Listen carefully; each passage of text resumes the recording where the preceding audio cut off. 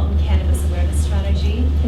We're a group of partners in Halton that got together at the request of Halton Regional Council, to do something about marijuana. So one of the presenters here today with me, John McKinnon, is a detective constable with the Guns and Gangs Unit with the Halton Regional Police, and Claire Langridge is an addictions counselor with ADAPT, our local treatment agency. So speaking of marijuana, we got a whole bunch of professionals together in a room and talked about what is the deal about marijuana. And what really came out of those conversations was that there's a lot of pervasive myths about marijuana, and we need to get the truth out there, and we need to reach parents, and we need to reach youth. So we're in the phase of reaching parents, and that's why we're here today. And we've done some things. We've launched a website for parents. It's on that card that you're holding in your hand. It's called whataboutweed.org. And it's giving information to parents about marijuana. This presentation today is about, we're going to talk about myths, we're going to talk about reasons why kids use, and we're going to give you some practical strategies for parents to use with kids. So the purpose of our group is to dispel myths, raise awareness, and reduce the harms associated with youth marijuana use. And these are our partners. You can see we had both school boards, we had police, we had our treatment centers, public health, we had the town of Oakville youth centers. We had a diverse group of partners working together on our strategy group. Okay, so let's talk marijuana. Come on in. Grab a white clicker from the box there on the way in. A white plastic clicker. Yep. Yeah.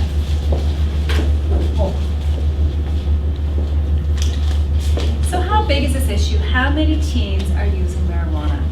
And to get information for this, there's a really trusted provincial survey that's been going on since 1977. It's called the Ontario Student Drug Use and Health Survey. It's administered through CAMH, which is the Centre for Addiction and Mental Health. The scientists have been running it for over 30 years and tracking what drugs kids use and how many kids are using them. So looking at marijuana, we also have a provincial survey, a local survey done in Halton called the Halton Youth Survey. And so we could track how many kids in Halton are using marijuana versus how many kids in the province. And what we already know is true for most drugs. Kids in Halton are using drugs at pretty much the same rate as kids across the province. We're not different. We're not higher, we're not lower. And it's pretty consistent for any drug that you want to track. So we know in Halton kids are using marijuana pretty much at the same rate. And use starts in grade 7. Kids might be using it prior to that. So kids in grade 7 are 12. And you can see about 1% of kids, provincially and in Halton, start using marijuana. And then it only jumps from there. You can see the incremental jumps as kids transition to high school. And you can see as it goes up through grade 12, only more and more kids are using it. Now the question that they're asked, that they're answering on this survey is, in the last year, have you used marijuana? And then of course it has all the street names and brackets so kids know what they're talking about. Weed, pot, dope. Asking kids if they've used it. So what it's capturing is not just kids how much kids are using it, just whether they have. So maybe in that year they've tried it once. Maybe in that year they've used it every week on Saturday nights. Maybe in that year they used it every day. So it's not tracking how much, just that kids have used it. And it is important to delineate how much kids are using it when we talk about, we're going to introduce some of the problems that are associated with marijuana. And keep in mind that with that range of how much kids are using it, that some of the harms associated with marijuana, of course, are greater when the use is higher. So let's talk about why teens use marijuana, or any drug for that matter. Why do you think? Imitation. Imitation. Yeah? Peer pressure. Yep. Just out of curiosity, how old are your kids? 10, 13. 10 and 13? 15 and 12. 15 8 and 5. 27. Okay. So there's a nice range of parenting experience in this room, Come on which is in. great. Grab a clicker from the box. Yeah. A little plastic. You got it. heard somebody who has a 20-year-old, we've got sort of a nice range of parents who've been through different things. And what's really important when we talk about teenagers is you have to know that their brain is under construction. They're in a very critical phase of brain development, unlike any other phase, unparalleled to maybe that early years, that 0 to 6, where the brain is really developing. So the brain goes through really important changes starting around age 13 and doesn't finish developing. Come on in. No problem. Grab a plastic clicker there on the box. And it doesn't finish developing until age 24. So it's a really critical period. Have a look at this. It's meant to be humorous. This isn't the actual science of what's going on in the teen brain, but what do you think of what you see? Can you relate? They're teenagers. Turn off that light, you can probably see that better, right? Yeah. It's all about the girls and boys. So they're calling it the birds of the breeze brain. It's all about the girls and the boys, you see. And really, what that's showing, it's really getting at the emotional part of the brain. Teens are really governed by emotions. Do you agree? Anyone who's raising teenagers, would you agree that? They are governed by emotions, and there's a physiological reason why, and it's because their brain is more highly developed in the emotional lobe than in some of the other parts of the brain. Again, this is making fun of it, so it's not scientific, but it's not far off from the truth. Look at this really, really tiny judgment group gland.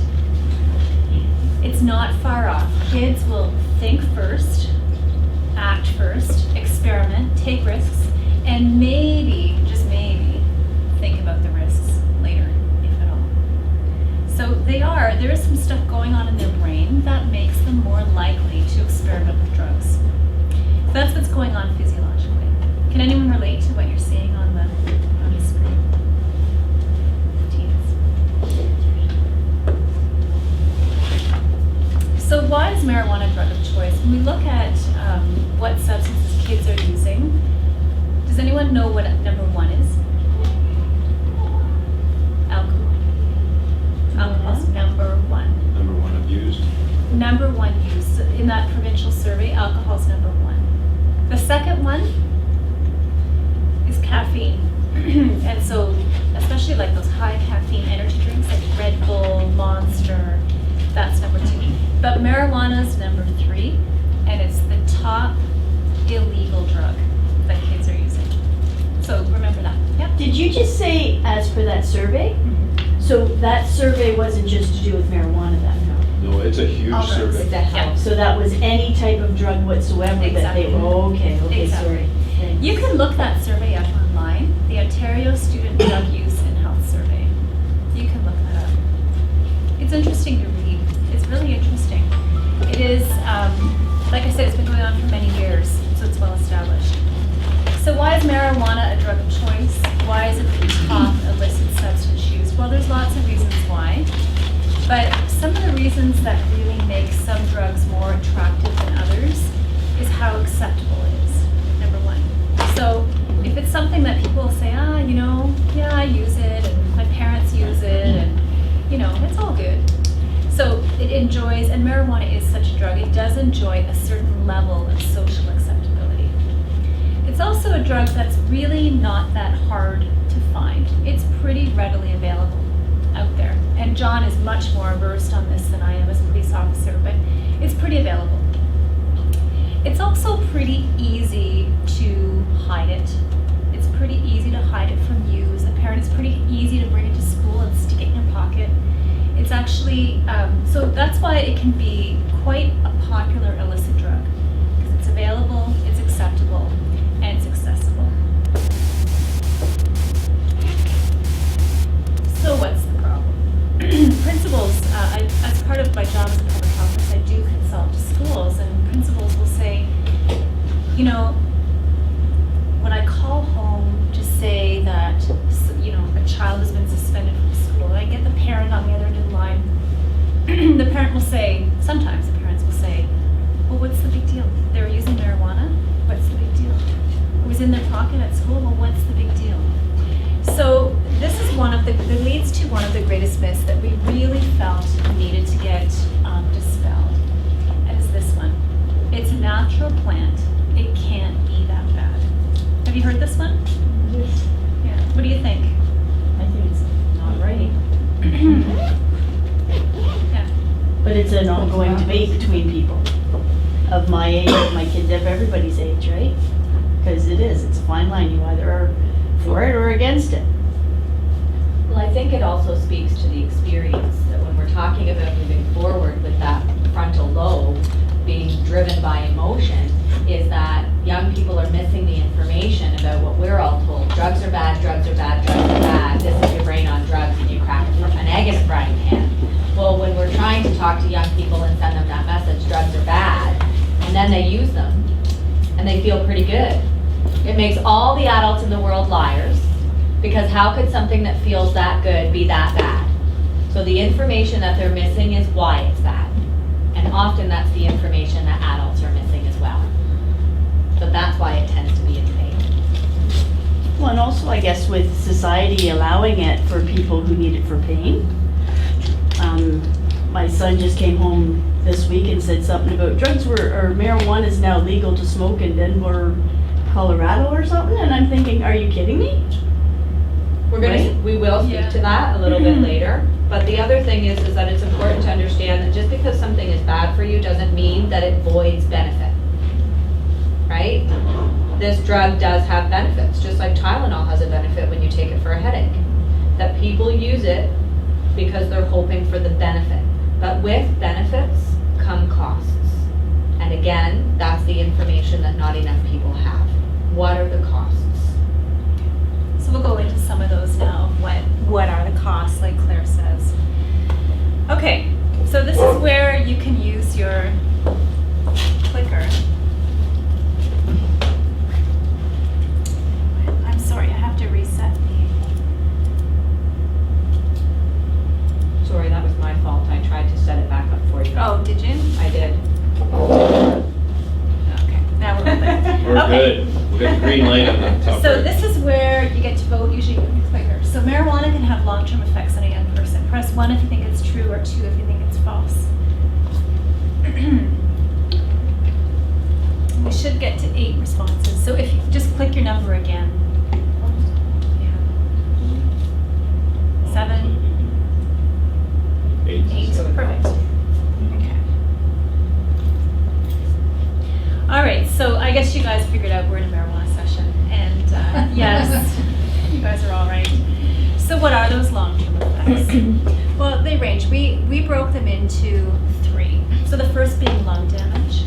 So any lung damage that kids are sustaining at this age is long-term. So not that surprising. Kids know tobacco smoking is harmful. Kids know it. Even if the kids that are smoking know it. It's irrefutable now. The science has shown smoking causes damage to lungs. Kids know it. In the same way, smoking marijuana damages the lungs. True, kids that are smoking marijuana and not tobacco smokers are smoking less number of cigarettes for sure. So a tobacco smoker might smoke, say, 8 to 10 in a day. A regular marijuana smoker might smoke 1. So there is an actual less amount of smoking, but it's probably more harmful. And this is a quote from the Canadian Centre on Substance Abuse. So marijuana is not a regulated substance. Any marijuana cigarette that's been rolled is probably unfiltered. It's not, who knows what else is in it. John knows more about that than I do. The way that it's smoked, users tend to take it very deep into their lungs to get the full effect, and they tend to hold it there, again, to absorb more of the drug. All of those things are actually more damaging to the lungs than smoking a tobacco cigarette. The second thing that's really important that can be long-term damage is back to this concept of the brain, the developing teen brain. So the teen brain is, like I mentioned earlier, it's under construction. It's in a very critical phase of brain development. Up here, behind me, we've written the name of Jean Clinton. Dr. Jean Clinton is a neurodevelopment expert. She gives amazing talks about what's going on in the teen brain. You can view any of her work on this website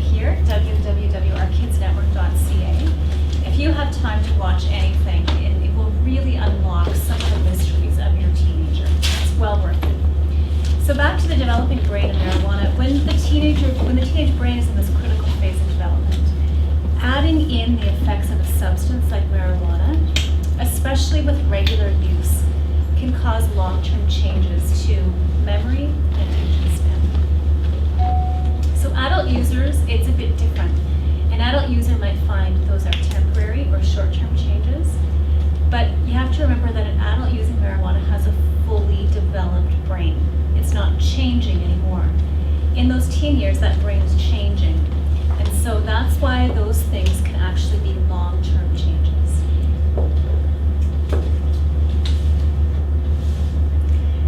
And the other thing that can be long-term changes, so we talked about lungs, the brain, the other thing is mental health. And you have to remember when kids who might be experiencing some difficulty with mental health, maybe they're feeling some anxiety and they're using marijuana, they might be using marijuana as a means to cope with the anxiety. But it could be the other way around. It could be that a kid that was not experiencing mental health challenges starts using marijuana and then starts experiencing anxiety or depression.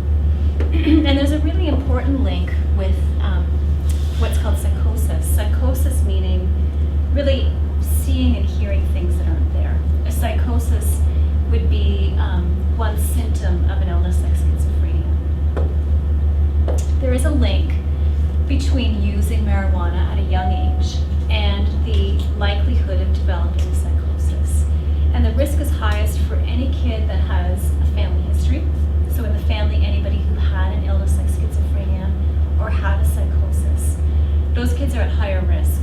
And I'm not going to say I know a lot. Claire knows so much about this, and if there's any questions, I know that she'll pipe up. And we have a very small little video about this. But first, before we do that, here's another voting question. The question is, what is the most common drug teens in Halton seek addiction counseling for? What do you think? Click in. Yeah. So this is the services that Claire provides at Adaptive. We're up to 9. Okay. So pretty even between the alcohol and marijuana. The answer is actually the marijuana. Oh, yeah. So, and that speaks to the other long-term or some of the damage that comes from marijuana is it is an addictive substance. Your kids might tell you it's not. It is. And what proves it is the number of kids that are coming to seek help for the marijuana use that they just can't seem to curb on their own. These are all important. I don't want to negate the importance of some of the other drugs, but we're talking about marijuana today. But it is the #1 drug that kids are seeking help for.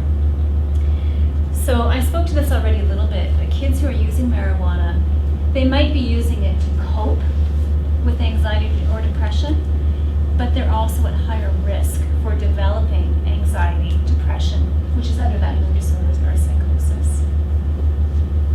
And sometimes for clinicians like Claire, it's very difficult to figure out which came first. So it's a very complex sort of relationship between mental health and drug use, or especially with marijuana.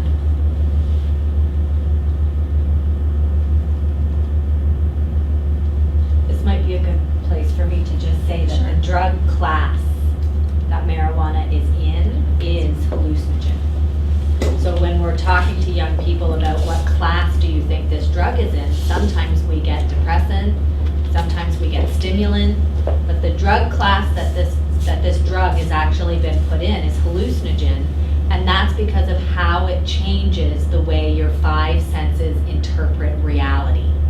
So for some people it's a very mild hallucinogen, for others it can be very strong and present itself with feelings like paranoia, hearing things, seeing things, but a more mild version of it might be distorted time.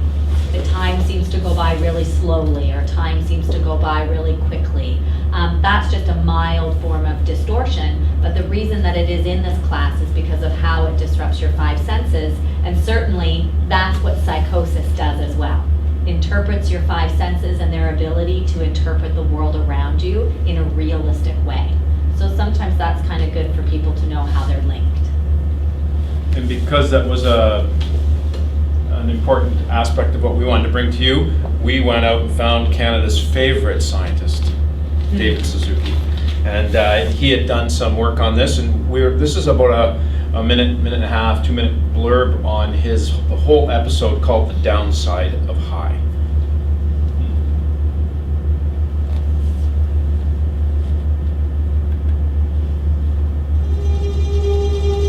Very first time I had a marijuana joint was in grade 9. I was told not to overreact. It wasn't really a big deal.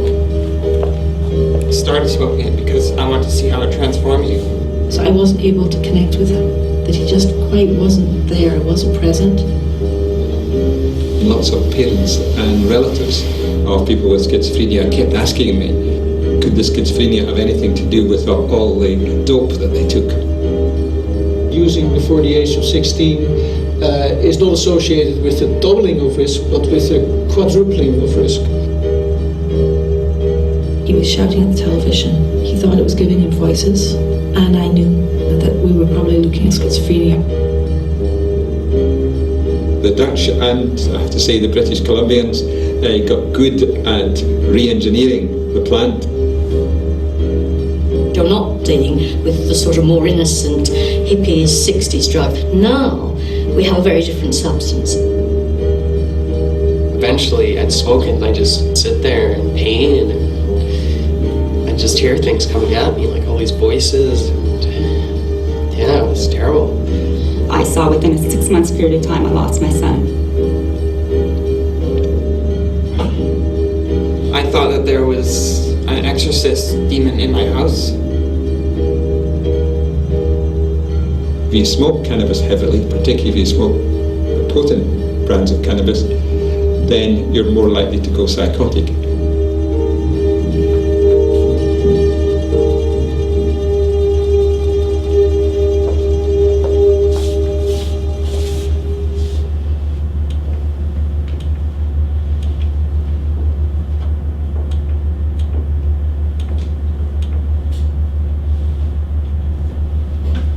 Telling you, the technology at the school is awesome. Do you see that? We've got 2 computers hooked up to the same projector. I've never been able to do that. That's awesome, really good. Anyway, as Michelle said, my name's John McKinnon. I'm a detective constable in our Drugs, Guns, and Gangs. It's a regional investigative unit that works all over Halton. So we don't just work in Oakville or Burlington or the North End. We work anywhere, and we're enforcement oriented. So a lot of what I present is tends to be a little more towards enforcement, charging people for possession of drugs, because we tend to look at a lot higher than just your street level possession. But I'm a dad, and I also have 4 kids, so I also too am sitting in the same seat as you guys are when I'm looking at, well, how can I help my own kids with respect to drugs? So I'm trying to bring a little bit of that. And enforcement is one aspect of how do we help our kids stay away from drugs, and enforcement is only one aspect. So we'll take a look at that. This is the myth that I think that they addressed in the video. Let's see if you think all marijuana is created equal. So over the last 40 years, you get to vote. Do you think THC, tetrahydrocannabinol, do you think that has changed? That's the psychoactive ingredient in marijuana, THC. Your kids may not know how to pronounce it or say it. I can barely say it because we never ever talk about it. But it's THC. They'll know what THC is. It's the good stuff inside of marijuana. That's what they're looking for. So everybody voted in there. I only get 2 responses. But anyway, click in. Do you think it has changed over the last few years? Or has it, and 40 years is just a few years in my mind. So we got everybody in there. Let's see how you do. Right, so it has changed. It's dramatically changed over the last several years. Back in my day, I graduated from Aldershot High School back in, 1978. So back in the 70s, when my peers were smoking some marijuana in the smoker's pit or at parties or whatever, it was a lower concentration of THC. Now, what our kids are getting access to is much higher. The 30% is really high. I don't think we see much of that on the street, but 6 to 10 to 15% is not that unusual. And that's what we're talking, Claire was saying earlier, that's what translates this drug into a hallucinogenic drug. So it creates more difficulties for that young person. So here's another myth that we thought that was out there. We believe it's out there. We've heard it a lot. It's not like drinking. I'm not impaired, right? So that's the kind of thinking. Everybody knows that you can't drink and drive. That's impaired driving, right? But it's less well known about marijuana and driving. Chance for you to wade in. What's more common amongst our youth here in Halton, in Ontario? Drinking and driving, or smoking weed and then driving? What do you think? Vote in on it. Click in on it. Pick one if you think alcohol is the most probable. Click marijuana if you think it's the most probable. And everybody's vote is in. So 2 is correct. Marijuana is the one that they don't tend to think it's as big a deal. I think it's a complex answer, but so there's the stats. More kids will smoke weed and drive than drink and drive. And I think there's a couple of reasons for that. One is it's a lot harder to get caught with. You drive up to the spot check by Halton Regional Police, run a spot check, and you got a 2-4 Canadian in the back seat. That's pretty obvious, right? Even if you throw a blanket over it, there's not many officers out there that won't recognize the shape of 24 beers, whether they come in cans or bottles. But 15, 20 grams of weed in your front left pocket, drive up, there's no odor on their breath, there's nothing like that going on. It's harder to detect. You're going to skate through that. So I think part of the reason they use it and drive is because it's less likely they're going to get caught. And then the other one is that I think some kids honestly believe they're not impaired. Yes? You say there is no technology, no investment on that kind of... Yeah, there's no roadside, but there's no legal grounds for demanding that somebody provide a sample of their breath for drugs. There is only grounds for us to ask for alcohol. So there's lots of laws to deal with impaired driving by drug, but I don't have a demand and I don't have a device. The devices aren't invented. It's a much more complex problem. So you can't get a reading off the breath like you can for alcohol. So it's a science problem as well as a law problem. And the reason it's a law problem is the science isn't there. You have to do blood tests. And I'm sort of my league, I don't really know. But yeah. What's impaired by marijuana? Complex thinking processes.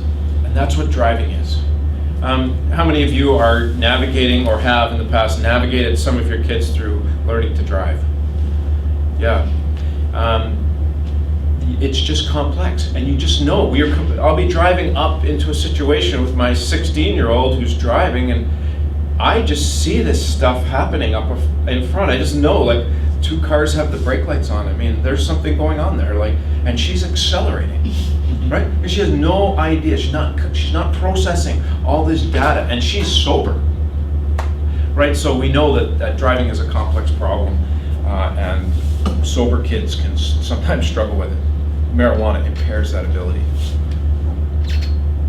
What's the big deal? It's legal, right? Marijuana is legal, right?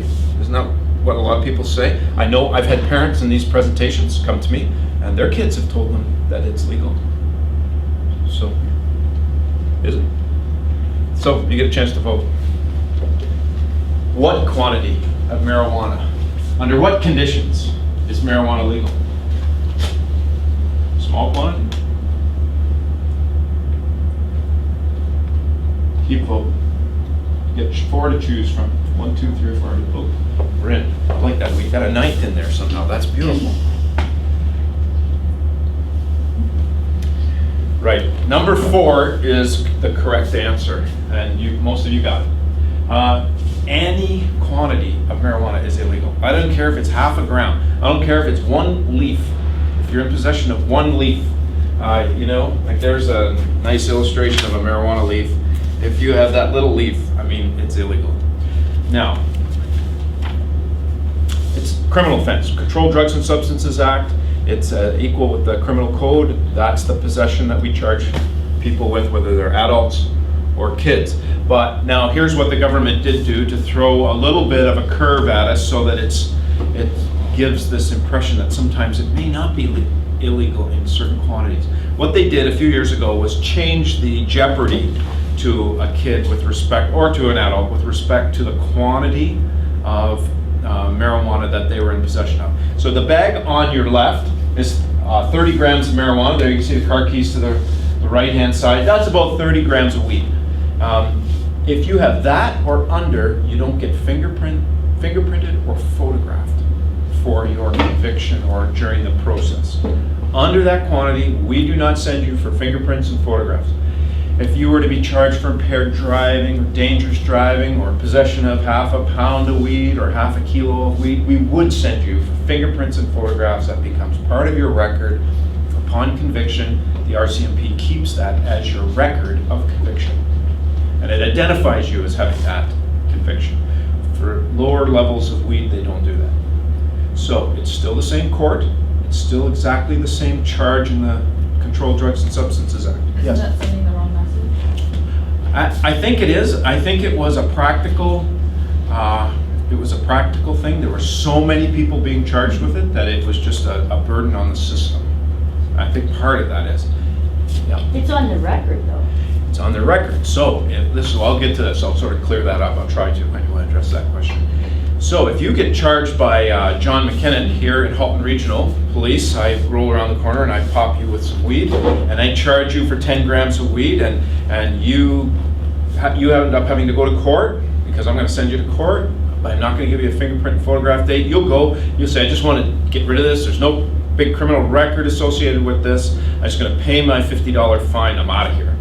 Right? And that's it. You've dealt with it. But there's a conviction registered in a court, a provincial criminal court of your drug conviction. So where does that come to play?